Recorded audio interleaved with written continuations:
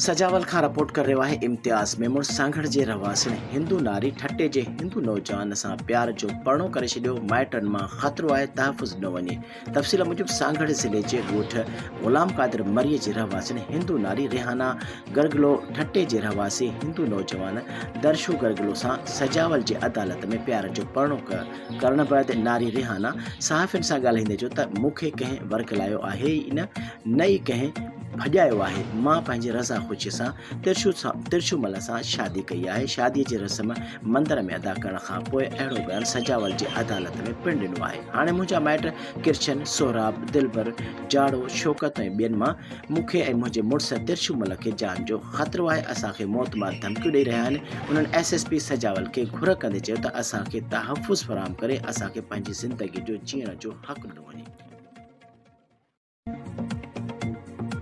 झिरक खां रिपोर्ट कर रहियो आहे लखानो झिरकाई। पाकिस्तान पीपल्स पार्टी जो सूबाई वज़ीर मोहतरम सैयद रियाज़ हुसैन चाची राज़ी ऐं अदा हाजी हनीफ महमूद ॻोठ माणिक खान बहराणी जे मसइलनि बाबति सियासी समाजी अॻुवान गुल हसन बहराणी, वॾेरो खमीसो खान बहराणी ऐं ॿियनि सां ॻोठ माणिक बहराणी जे मसइलनि ते हाल अहवाल वरिता।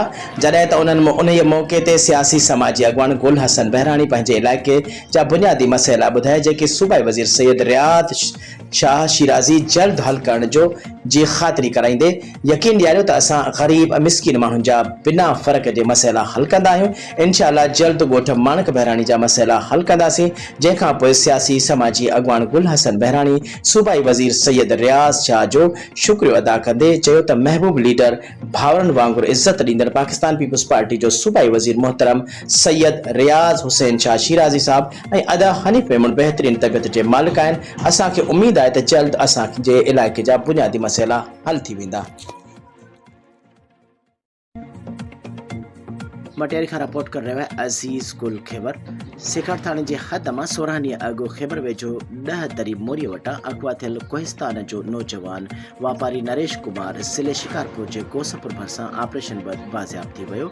DIG हैदराबाद रीजन तारिक रज़ाक धारेजो जी अॻुवाणी में पुलिस जो 2 ॾींहंनि खां ऑपरेशन जारी हुयो, जंहिं बैदि नरेश कुमार खे बाज़ियाब करायो वियो आहे, जंहिंखे संदसि घर हैदराबाद जे इलाइक़े मीर हसन आबाद आंदो वियो, जिते खे संदसि परिवार गुलनि ऐं मुहबत जे 16 ॾींहंनि जे विछोड़े जा हार पिणु पाराया विया। नरेश कुमार जी आज़ादी जो मेन किरदारु SHO नूरियाबाद नेक मोहम्मद खोसो जन हुआ ऐं ॿियनि हमदर्दनि मलक Asad Sikandar, Malik Sikandar Khan, junior IG Ghulam Nabi Memon, AD Khawaja, SSP Matiari, SSP Tando Allahyar, SSP Jamshoro, Nawaz league जो MNA खेलदास कोहिस्तानी, पुलिस जा जवान, इन्वेस्टिगेशन जी टीम भरपूर किरदार अदा कयो। ज़रियनि मूजिबि 4 ॾींहं अॻु मटियारी ज़िले मां कुझु ॾोहारी क़िस्म जे माण्हुनि खे हिरासत में वरितो वियो हो, जंहिंखां पोइ ही वॾी कामयाबी मिली ऐं कुझु उहे बि चोॿोल रहिया त अगवा कंदड़नि 10 करोड़ रुपया भुंग तलब कयो, जंहिं ते मुखवी नरेश कुमार जा वारिस 3 करोड़ रुपयनि ते आमादा थिया। पर जॾहिं पुलिस सचाई सां हरकत में ईंदी आहे त पूरी सिंध में अमन थी वेंदो आहे। झिरक खां रिपोर्ट कर रहियो आहे लखानो झिरकाई। ठट्टो ऐं सजावल जे NCHD उस्तादनि खे काफ़ी वक़्त खां पघारूं न मिलण तोड़े संदन जाइज़ मसइला हल न थियण बैदि NCHD जे केतिरनि ई उस्तादनि पारां शिराज़ी हाउस ठट्टे ते पहुची सूबाई वज़ीर सैयद रियाज़ हुसैन शाह शिराज़ी सां मुलाक़ात करे खेसि ॿुधायो त असांखे काफ़ी महीना गुज़री विया आहिनि, पर पघारूं अञा ताईं मिली न आहिनि सघियूं, जंहिं करे फाका कशी वारी ज़िंदगी गुज़ारण ते मजबूर बणियल आहियूं।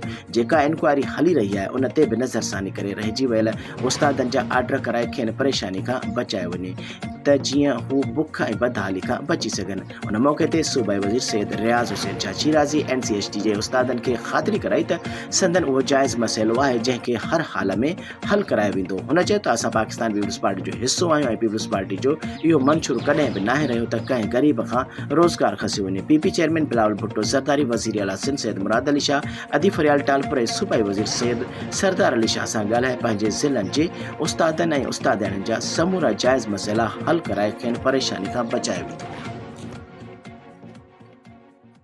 कुछ तकरीबन महीनो खन थी वियो आहे। जोही मां ख़बर शामिल कयो था अहमद रोदनानी बलोच जे रिपोर्ट मुताबिक़ त जोही पीअण जे पाणी ऐं बर्फ़ जी शदीद खोट हुअण करे शहर जे सियासी समाजी शरीफ़ लुंड आरिफ सुमरो ऐं ॿियनि जी अॻुवाणी में नायल चेयरमैन ऐं वाइस चेयरमैन CMO ऐं ACM म्यूनिसिपल कमेटी AC जोही ऐं ॿियनि ख़िलाफ़ प्रेस क्लब जोही अॻियां अलामती बुख हड़ताल ते वेठल मुज़ाहिरीन मीडिया सां दाईंदे चयो त जोही शहर में पीअण जो पाणी ऐं बर्फ़ जी शदीद खोट आहे, पर ज़िम्मेवार इंतज़ामिया अॻूं निंड सुतल आहे। हथ सां शहर जी वाटर सप्लाई लाइन मां बर्फ़ कारखानी वारनि खे हथ सां कनेक्शन ॾेई म्यूनिसिपल कमेटी असांजो पाणी विकिरो करे थी।